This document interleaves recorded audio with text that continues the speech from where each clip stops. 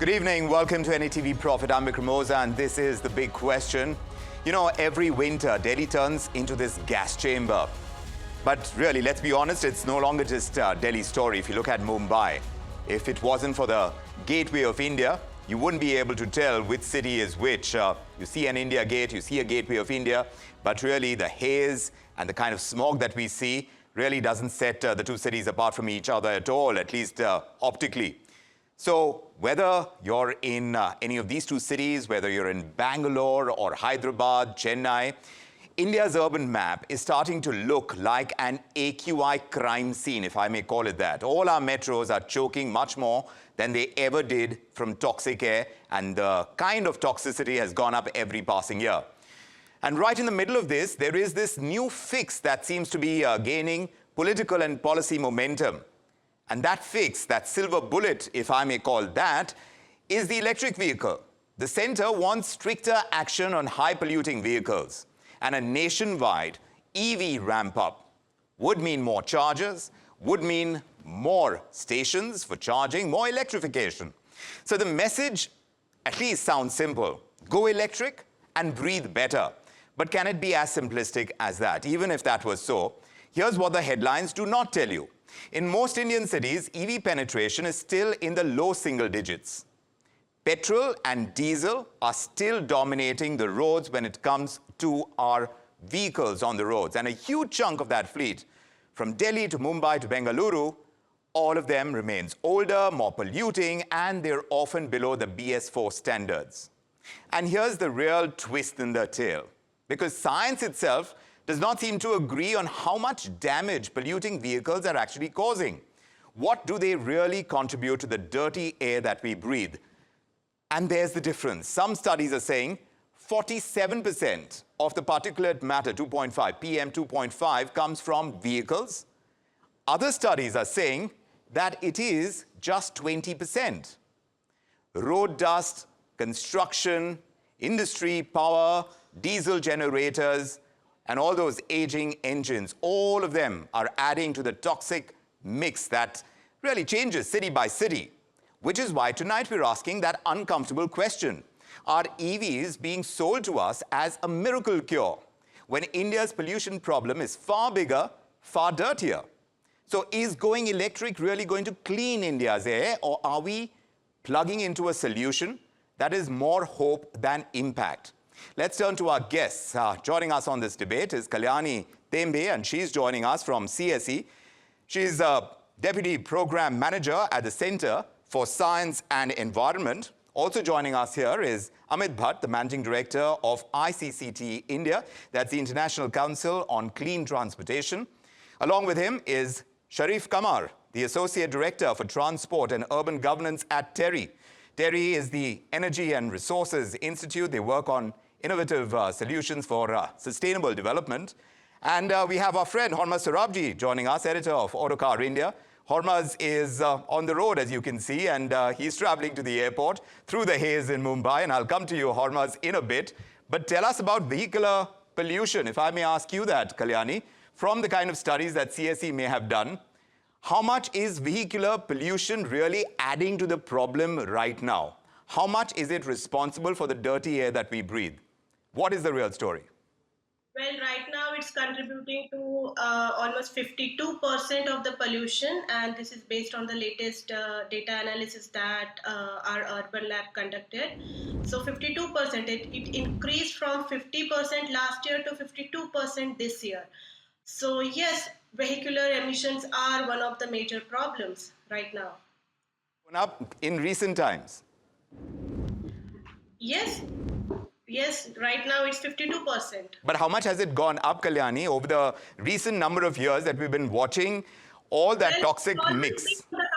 It has always been on the higher end. It was 40% a couple of years back. Last year it was 50%. This year it's 52%. So it's been on the increasing trend. Like the contribution of vehicular emissions to overall pollution in Delhi, it has been on the increasing trend. So that's the situation, at least in Delhi, if you can tell me that. But when I look at the overall picture in the country, Amit Bhatt, and we're talking about urban mobility, and things are really the effort is to try and improve our air quality, but that's not quite the direction that we are going in. And now we are being told that, shifting to EVs is perhaps the one big solution that would solve our air pollution problem. Would you agree with that? Absolutely. So if you look at transport emission, and Kalyani said 52%, so 52%, whatever we take, that emission can be resolved if we shift these vehicles to zero tailpipe emission technology, which is the electric vehicle. So that's one. Second, I think what we are forgetting is that while the ambient air quality contribution from transport is 52%, what you breathe when you are on road is actually not 50%. Your exposure is much higher because you are on road where vehicles are emitting fumes. You are not kind of breathing that 50%. Your exposure is much higher. So that's point number two.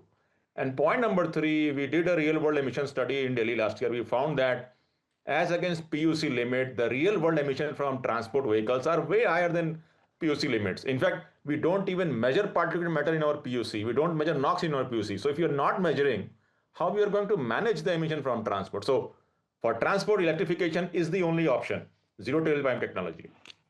So if we are looking at that kind of technology, and we've been talking about EVs for a very long time, Sharif, where do you think we are on that entire process to be able to move towards that? Because even right now, the adaptability hasn't been quite enormous. The importance is there, but not so much adaptability. Why is that? Why are we lagging so much?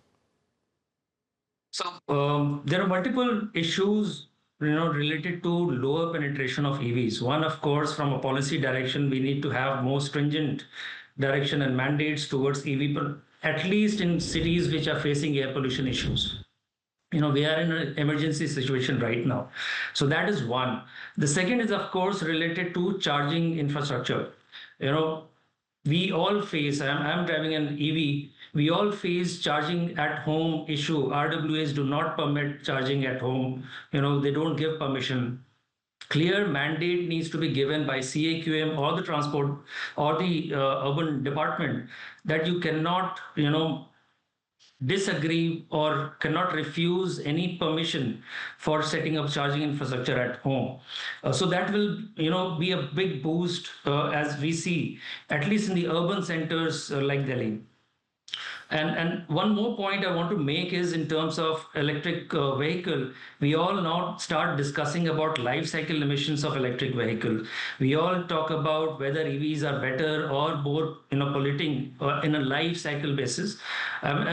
We did a study 2 years back, and we found that EVs, as against diesel and CNG, are 15 to 20% more or less carbon footprint as compared to diesel and CNG. And that is as we go more renewable energy in our grids, the difference, the gap will be much farther in terms of electric vehicle being less polluting over a life cycle emission. Last point on this life cycle emission is that majority of the emissions coming from a vehicle comes during the operations phase, which is about 70 to 90% depending on which vehicle segment you are talking about. Now, if that is the situation, we need to reduce that tailpipe emission to zero. And what the earlier speaker also mentioned, then EV becomes one of the key solutions for tackling air pollution.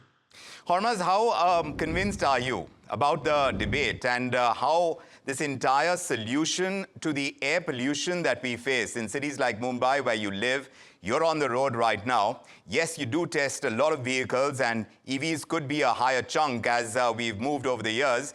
But tell me, from an industry perspective, where cost and affordability are concerned, where are we on that debate to be able to get in more EVs so that we are able to breathe cleaner air? Well, I think, there's no debate on the fact that electrification or zero tailpipe emission is the way to go. And, as the speaker said earlier, the key really is street level emissions, which are really much higher. And that the only way to control that is by having, no emissions at the tailpipe, and EVs are the only solution for that. The only thing is it's a practical problem, not easy to do. Our penetration right now is around 4 to 5%. I would say the government has taken some good steps. Giving 5% GST on EVs is really a great kind of incentive.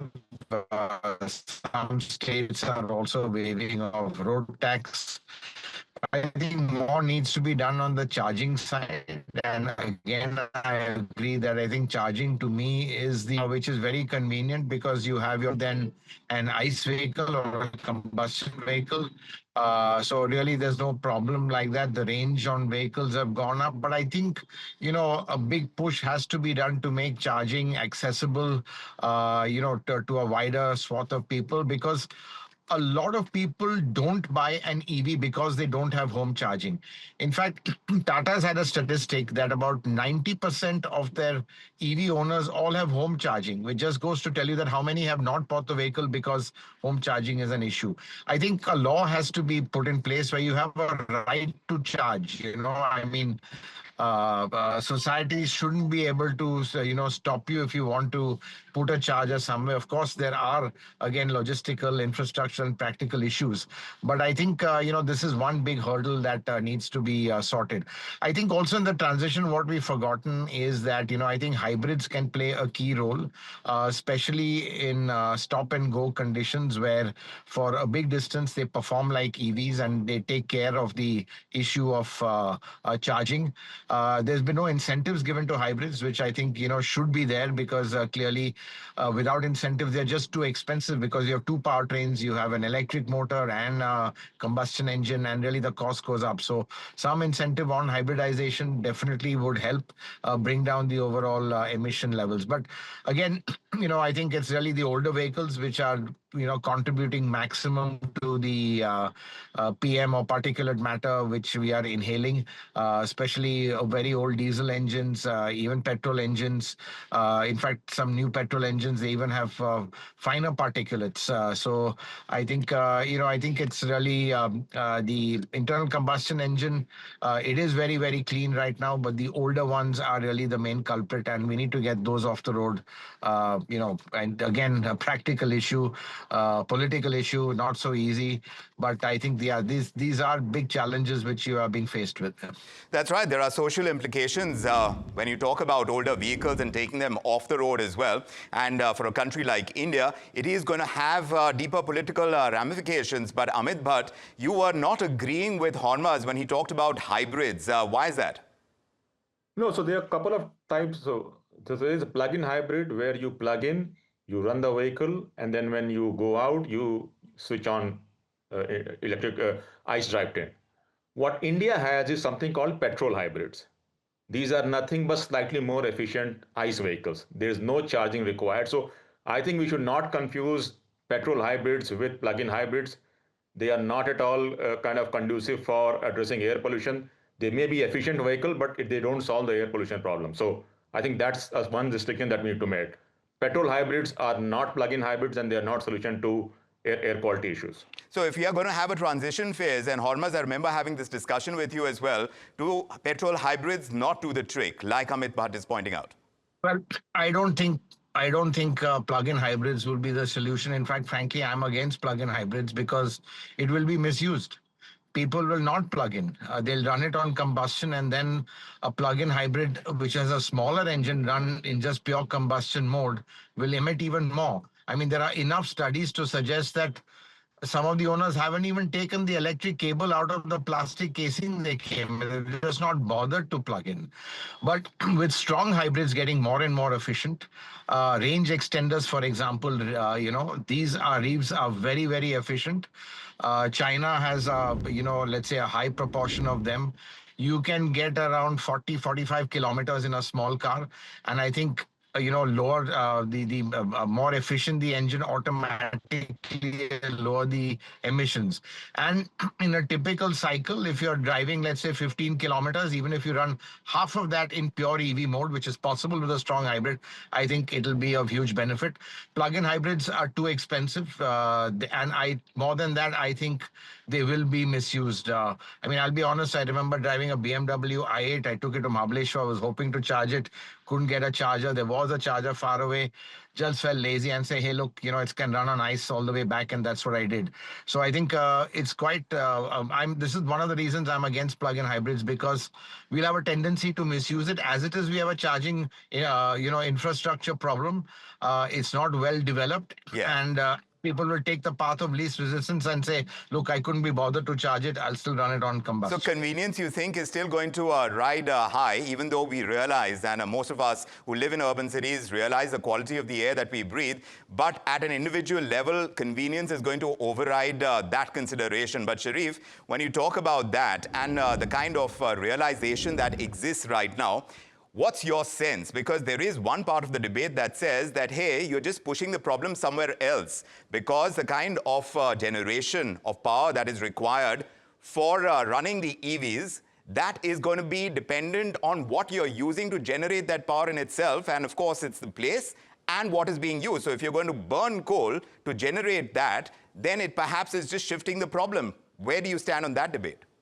Even with the current grid emission factor, whatever amount of coal that is there in the mix, even with that, EVs are performing better in terms of their carbon footprint at the current year that we are talking about. So as we go ahead and talk about more renewable energy into our grid, the grid emission factor improves. EVs will even become better in terms of their carbon footprint. So it's not about shifting the load from one. So that is one point. The second is, of course, we have to talk about from a local emission point of view as well, ambient air quality. I think that will be resolved, as our previous speaker also spoke about. We have to talk about what is it that we are inhaling at the streets.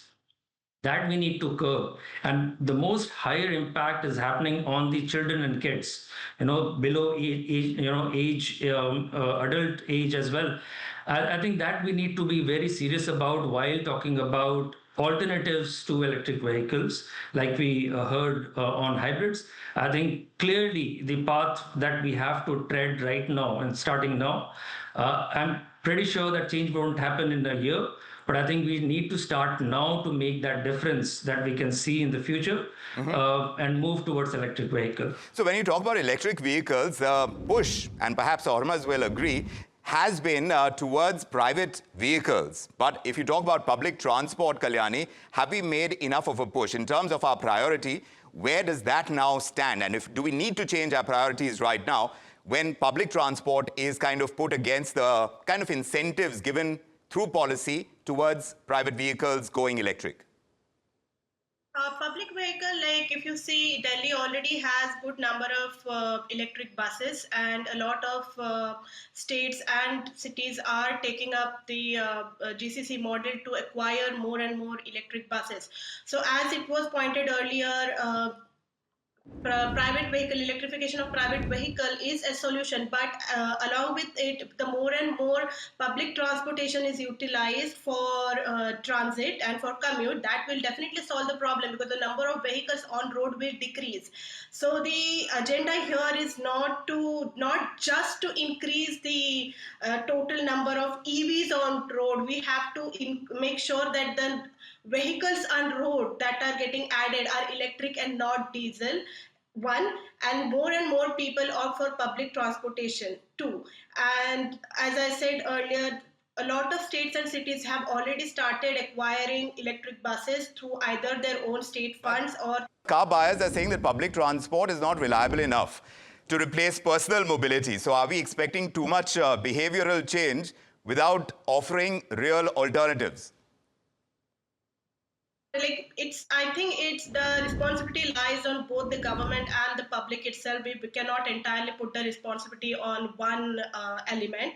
And we cannot look at just Delhi, whereas there are other cities, for example, Kolkata, where the motorization is not even comparable to other capital cities, and the public is still relying mostly on public transportation. So the shift is not something that is from fairy tale or entirely not possible. It is possible. Of course, both the public and the government will have to work hand in hand to bring about this change. It's not just one party that is responsible. Both of us will have to work together. But Amit Bhatt, while you're agreeing, I'm just going back to a couple of days ago, the kind of situation we had in Mumbai. Suddenly, because of an accident that took place, and of course we are looking into the reasons of that accident as well, the CNG supply in a city like Mumbai went out. And for 2 days, there was complete chaos in the city because of that reliance on public transport on CNG. And that's the day that I was also asking on this very show whether there's too much reliance on one. Even right now, when we're talking about electric vehicles as a solution to the air pollution problem, are we missing out on important aspects like walkability, like last mile connectivity? Are these important aspects to consider when you are creating policy that is going to tackle air pollution holistically?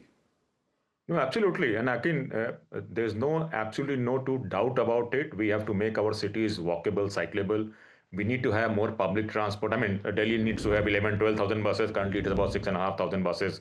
So we need to add more buses, and the buses have to be zero tailpipe emission, which is electric. And then we also have to look at another important aspect, which is about freight.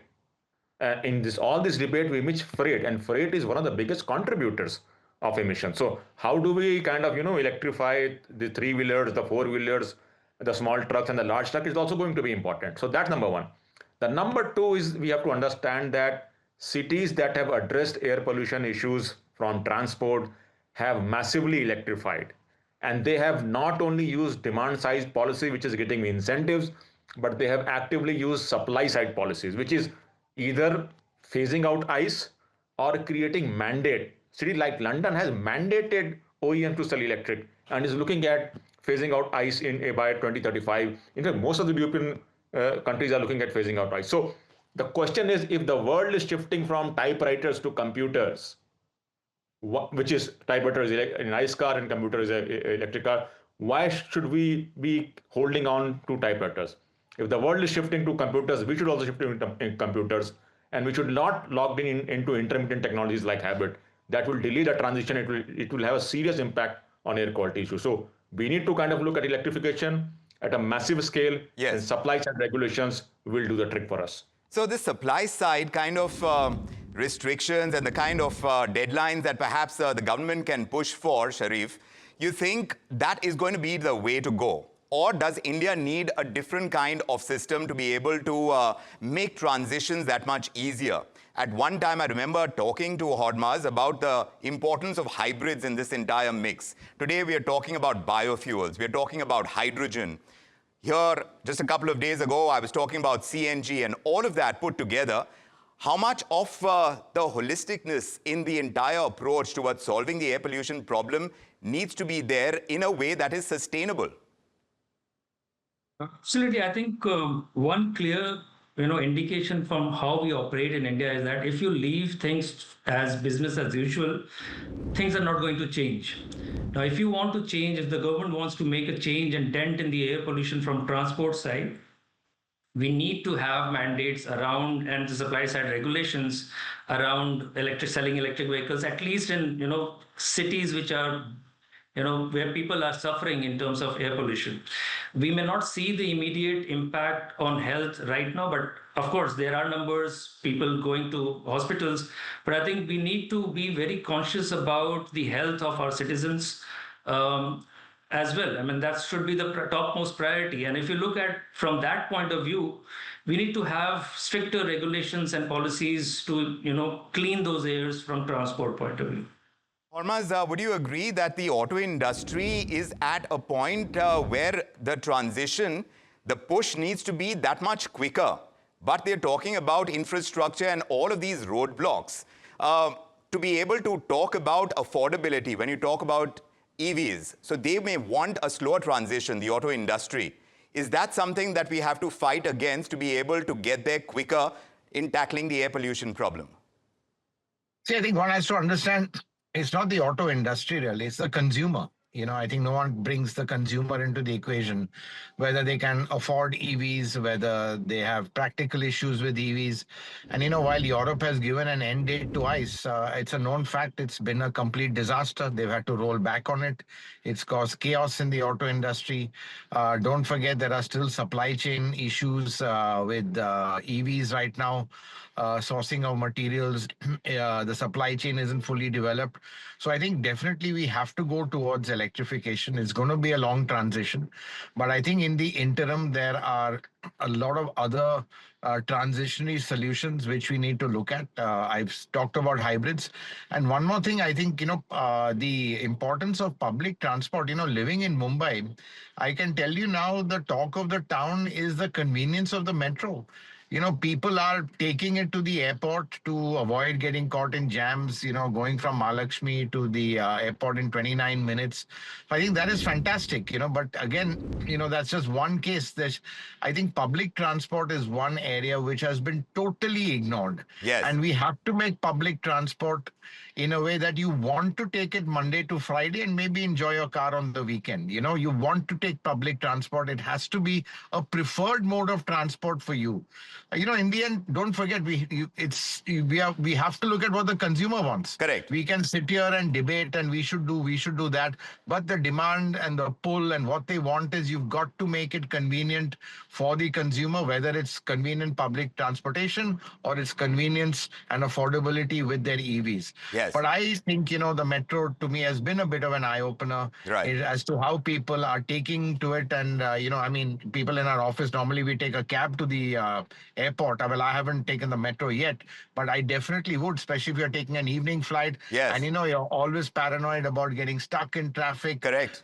It's so convenient. So I think public transport is something we've ignored, and I think that has to be really top priority. But that pickup is happening only now. When you talk about connectivity and the metro taking you to the airport in Mumbai, it's a very recent phenomenon. You're saying it yourself. You haven't taken the metro yet. Perhaps if you take it once, it will convince you. I think the thing is, it's really been an eye-opener as to what we should have done and the direction we should be focusing on more and more. Make the public transport a much more convenient than taking a car. Right. So even if we've arrived late at this point, now that pickup needs to go up because there is no option. Look at our air pollution. It's getting worse by the day. And so as we weigh in our big EV push against that urgent need for cleaner air, it's obvious that there are no silver bullets over here. Technology, policy, public behavior, all of these will have to move together and move fast because our cities need to breathe easier. I'm going to carry on this debate, of course, and there will be many more big questions dedicated to it. But for the moment, I want to thank our panelists, Kalyani, Amit, Sharif, and Hormaz. Thank you very much for joining us with your insights on this very important topic. And of course, the big question, we'll keep raising the all-important issues that concern us, our daily lives, and the air that we breathe. All of that on the big question in future editions. But of course, for the moment, from me, Vikram Oza, and the entire team, thank you so much for joining us. Have a good evening ahead.